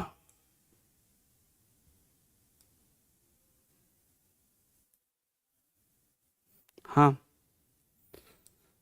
भक्त राज उदयन से कर दिया, भक्त राज उदयन से कर दिया।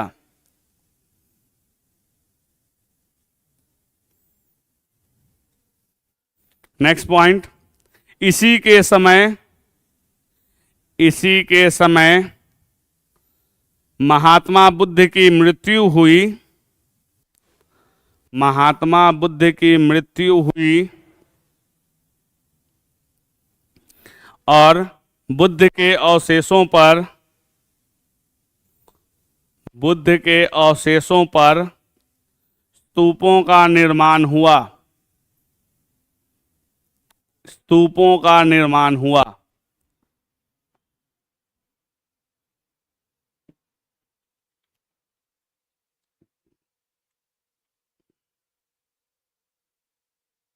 नेक्स्ट पॉइंट, इसी के काल में, इसी के काल में प्रथम बौद्ध संगीति कब हुआ था? 483 की 383, 483, कोष्ट में लिख लीजिएगा 483 ईस्वी पूर्व। इसी के काल में प्रथम बौद्ध संगीति, कोष्ट में 483 ईस्वी पूर्व, राजगीर में हुआ था। अध्यक्षता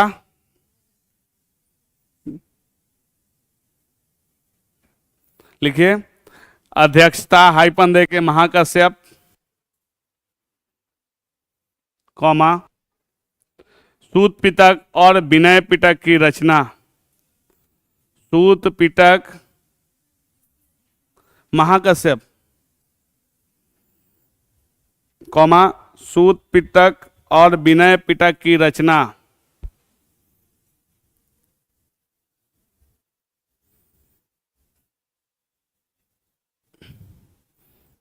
अब लिखिएगा सूत पिटक क्या है, सूत पिटक लिख के, सूत पिटक ऐसे ही सूत पिटक लिखिएगा और हाइफन दीजिएगा। सूत पिटक क्या है?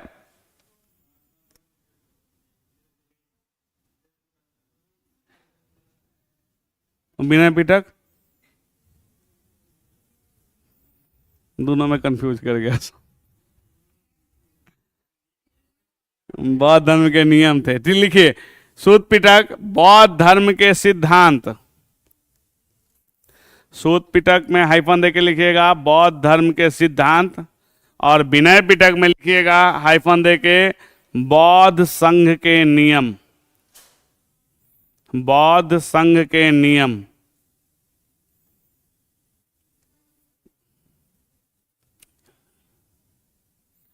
लिख लिए?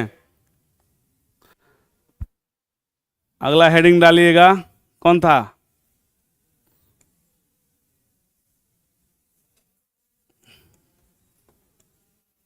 उदाइन,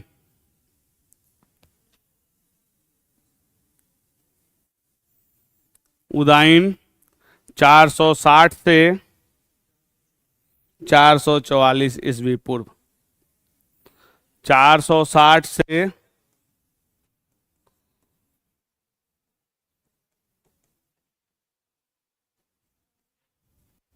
क्या हुआ?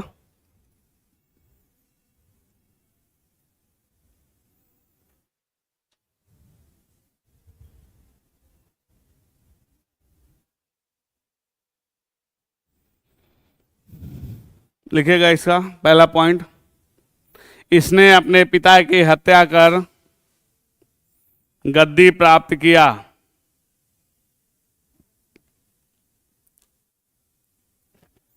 गद्दी प्राप्त किया। नेक्स्ट पॉइंट,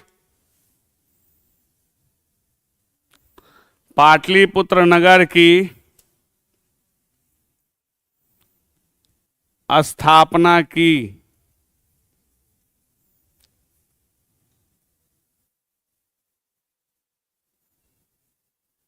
इसका स्रोत क्या है? उदाइन ने किया। उस समय नीचे लिखिएगा स्रोत, स्रोत करके हाइफन दीजिएगा, गार्गी संहिता, वायु पुराण और परिशिष्ट पर्वन। गार्गी संहिता, वायु पुराण, परिशिष्ट पर्वन, ये इसके स्रोत हैं। ठीक है। हाँ,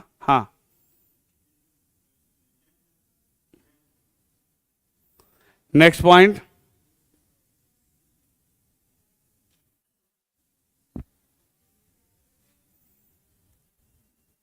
इसकी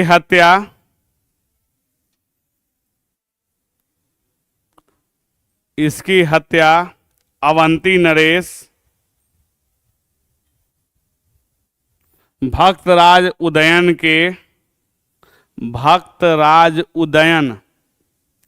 के द्वारा किया गया।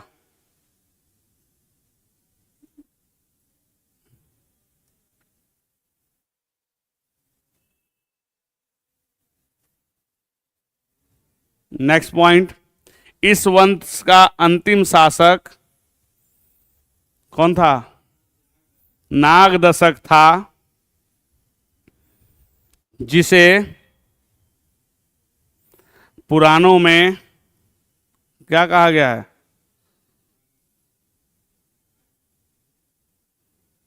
पुराणों में दर्शक कहा गया है। दर्शक कहा गया है।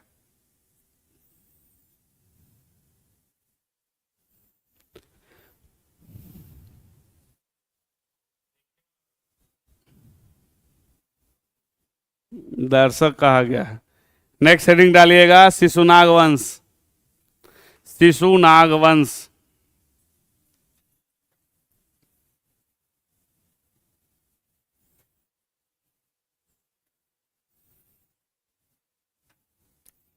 लिखो इसमें शिशुनाग, हेडिंग डालो शिशुनाग, क्योंकि इस वंश में दो लोगों को पढ़ना है, एक शिशुनाग को और एक कालाशोक को। शिशुनाग, इसका डेट लिखेगा 412 से 394 ईस्वी पूर्व।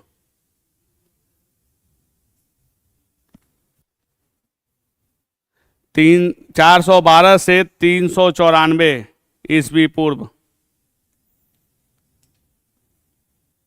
लिखेगा। इसमें इस वंश की स्थापना शिशुनाग के द्वारा किया गया था। शिशुनाग के द्वारा किया गया था, जो नाग दशक के समय काशी का प्रांतपति था। यानी काशी का वो अध्यक्ष कहिए उसको, माने प्रांत का हेड था, प्रांतपति था। नेक्स्ट पॉइंट, अच्छा, राजधानी भी चेंज हुआ है।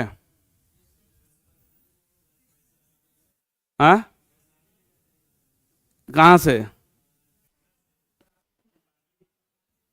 लिखिए, यह मगध की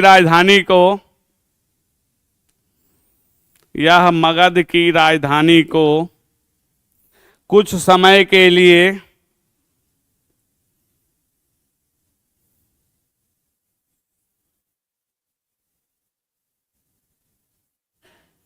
वैशाली लेकर गया।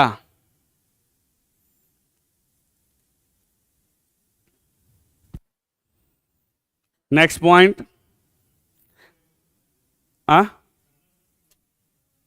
तो कुछ ही समय के लिए ले गया ना, वापस लेके आएगा।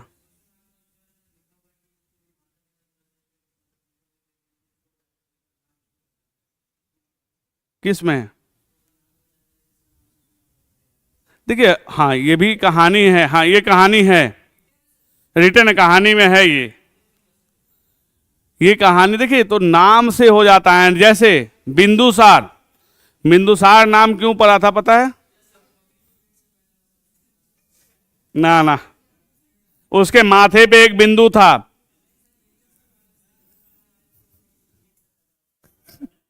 तू कहां से कहानी पढ़ लेते हो? आ?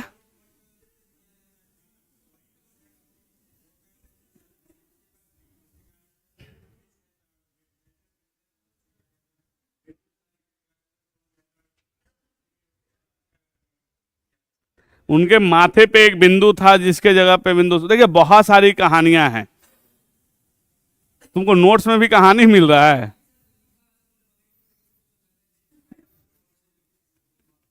हम भी नहीं पढ़े हैं ये चीज, हमको भी आज जाके नहीं। उसमें नोट्स वाला छोड़ दो, हम किताब दिखाओ तब। नोट्स वाले पे हमको नहीं है। अगर बढ़िया किताब लाओगे तभी, नोट्स में तो हम कुछ लिख दे हम भी। किसका है नोट्स? अभी हमको कहानी देखना पड़ेगा। ठीक है, नेक्स्ट पॉइंट। इसने अवंती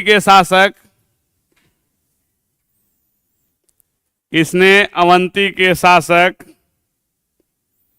अवंती वर्धन को हराकर उसे मगध में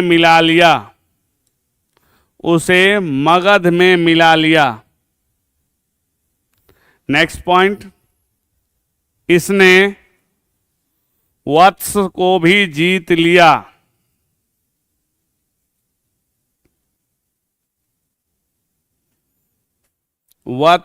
भी जीत लिया। नेक्स्ट हेडिंग डालिएगा काला शोक।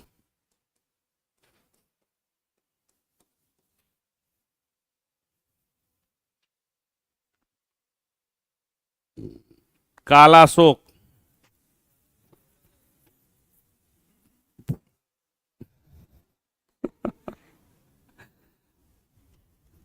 लिखो इसमें, इसका डेट लिख लीजिए। 394 से लेके 366, 394 से 366 ईस्वी पूर्व।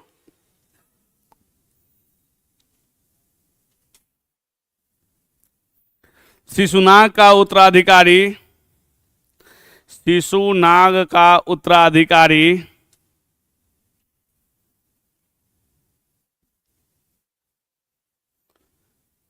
काला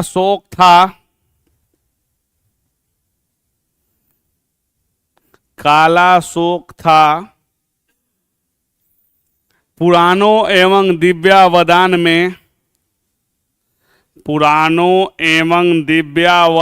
में इसका नाम काकवर्ण कहा गया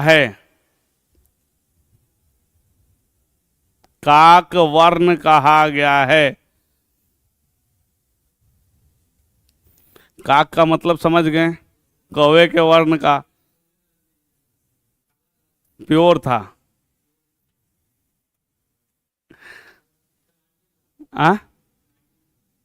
क्या चीज़? तो वही तो कौवा का क्या, उससे काला क्या करोगे? Next point. इसने वैशाली के स्थान पर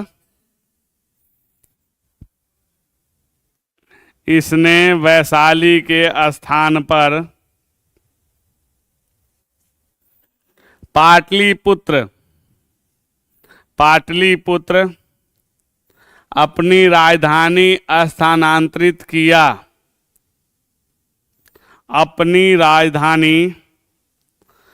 स्थानांतरित किया।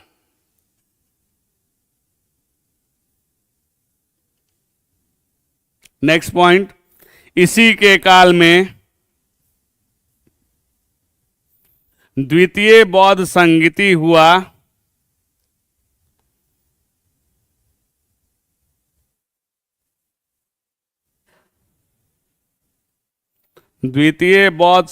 हुआ। जिसके अध्यक्ष कौन थे? सवाका मीर थे।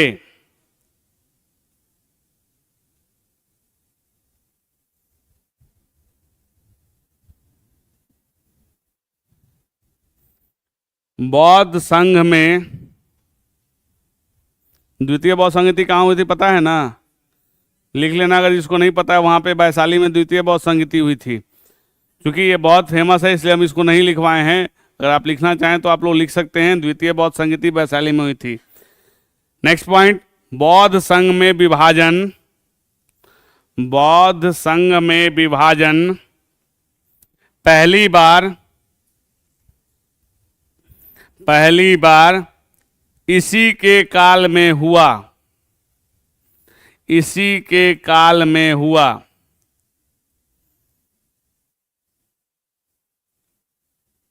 हाइफन देके लिखिएगा कौन कौन सा बढ़ता है। लिखिएगा हाइफन देके, अस्थावीर एवं महासांधिक।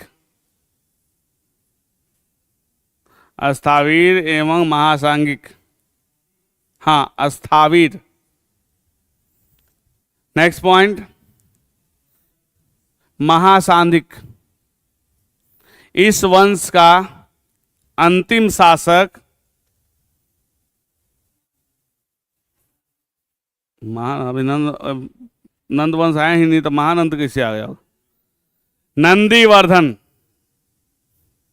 नंदीवर्धन था।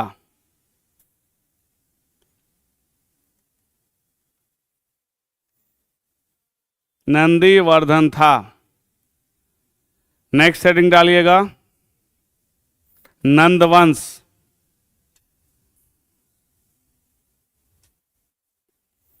क्या हुआ, सब टाइम देखते हो?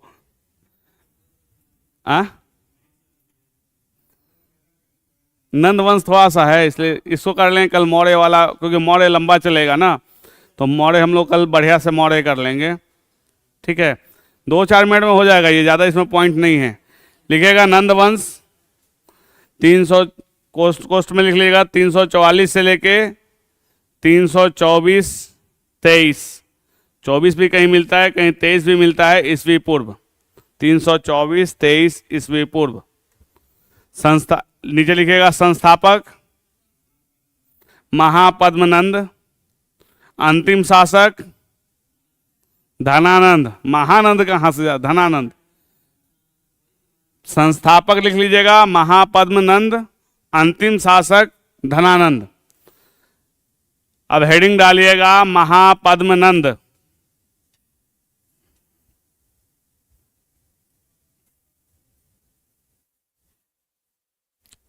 इसकी उपाधि क्या थी?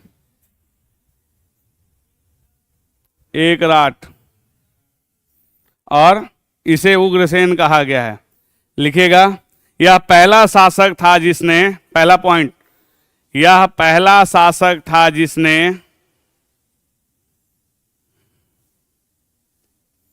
एकराट की उपाधि ली थी। एकराट,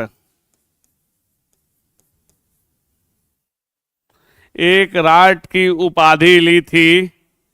इसे उग्रसेन कहा जाता है।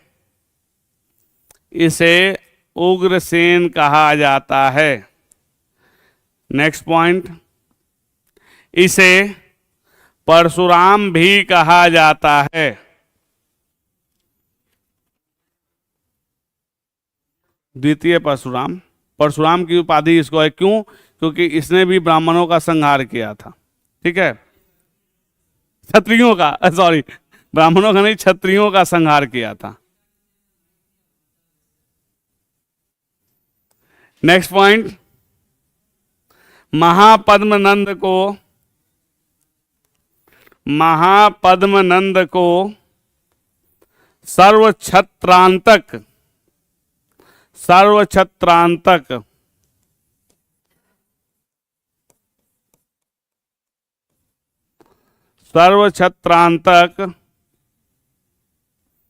यानी कोष्ट में लिख लीजिएगा क्षत्रियों का नाश करने वाला तथा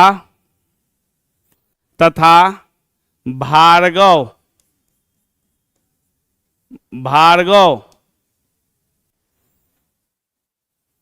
कोष्ट में लिखिएगा दूसरे परशुराम का अवतार भार्गव, यानी कि कोष्ट में लिखिएगा दूसरे परशुराम का अवतार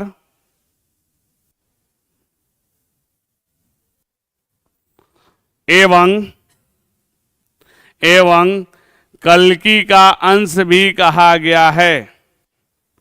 एवं कल्कि का अंश भी कहा गया है। क्या हुआ, किसी का छूट गया? कहां से? वो लग रहा है कि तुम्हारा हाथ नहीं चलने लगा। तो भार्गव कोष्ठ में लिखना, दूसरे परशुराम का अवतार एवं कल्कि का अंश भी कहा गया है। नेक्स्ट पॉइंट, यह पहला मगध शासक जिसने कलिंग को जीता, यानी कलिंग को जीता, यानी यह पहला मगध का शासक है जो कलिंग को जीतता है। ठीक है, नेक्स्ट पॉइंट,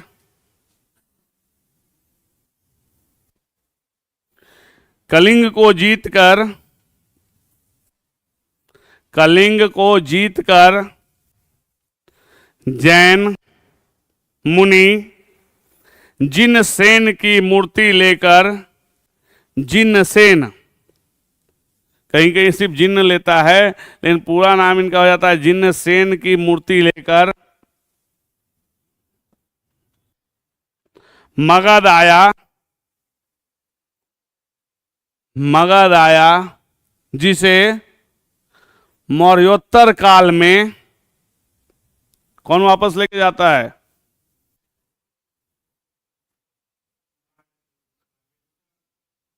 खारवेल। मौर्योत्तर काल में कलिंग नरेश खारवेल ने वापस प्राप्त किया।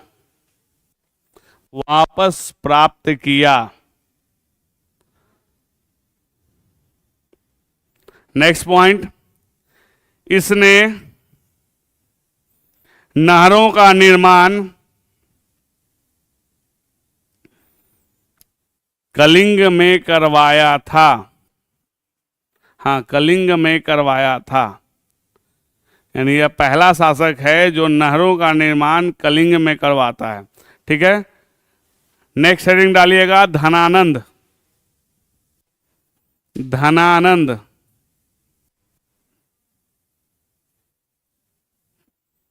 लिखो इसमें, इसी के काल में, यानी कि 326 ईस्वी पूर्व कौन आया था? इसी के काल में, कोष्ठ में लिखिएगा 326 ईस्वी पूर्व, सिकंदर का आक्रमण हुआ था। नेक्स्ट पॉइंट, इसके सेनापति कौन थे? भद्रसाल थे। इसके सेनापति भद्रसाल थे।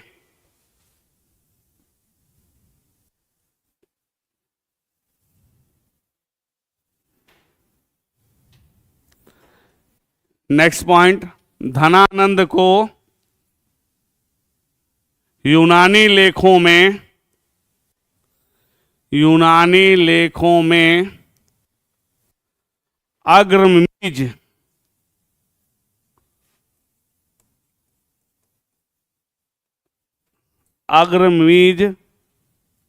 कोष्ठ में लिख लीजिएगा उग्रसेन का बेटा। अग्रमीज यानी कि उग्रसेन का बेटा कहा गया है।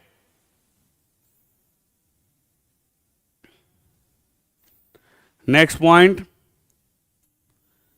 यह जैन धर्म का समर्थक था। इस कारण इसे जैन द्रमिस भी कहा गया है। जैन द्रमिस भी कहा गया है।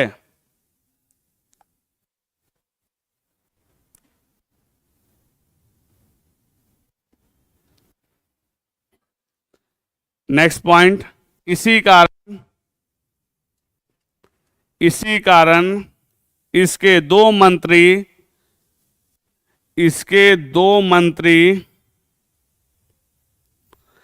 जैन मुनि थे। जैन मुनि थे, हाइफन दीजिएगा। पहला कौन थे? कल्पक,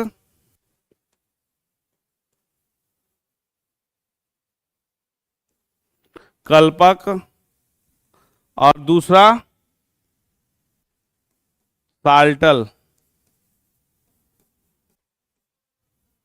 ये दो जैन मुनि थे जो उसके मंत्री थे। ठीक है, हाँ, साल्टल, साल्टल। ठीक है, अब हम लोग इसके बाद मौर्य साम्राज्य पढ़ेंगे। आप लोग पढ़ के आइएगा, देखते हैं आप लोग कितना पढ़ के आते हैं और हम उसमें कितना नया ऐड करते हैं। देखिए, ये अच्छी चीजें हैं कि आप लोग पढ़ के आ रहे हैं। देखिए, पढ़ के आइए, कोई पॉइंट में अगर लगे कि डिस्कस करना, आप कर सकते हैं। मेरे तरफ से कोई ये नहीं होता है। अगर आपको लग रहा है कि हम कोई लाइन में अगर गलत कर दिए हैं, आप बेहिचक होकर मुझे बता सकते हैं। मुझे इस पे कोई ये नहीं होता है, क्योंकि हम भी बुक्स ही पढ़ते हैं, आप भी बुक्स पढ़ के आ रहे हैं। हो सकता है कभी कभी आदमी को पढ़ने में कोई दिक्कत हो जाए, लेकिन हम लोग कोशिश ये करेंगे कि सही जानकारी अपने पास रखें। ठीक है, तो मिलते हैं कल की क्लास में। चलिए, कल पढ़ के आइए आप लोग फिर से।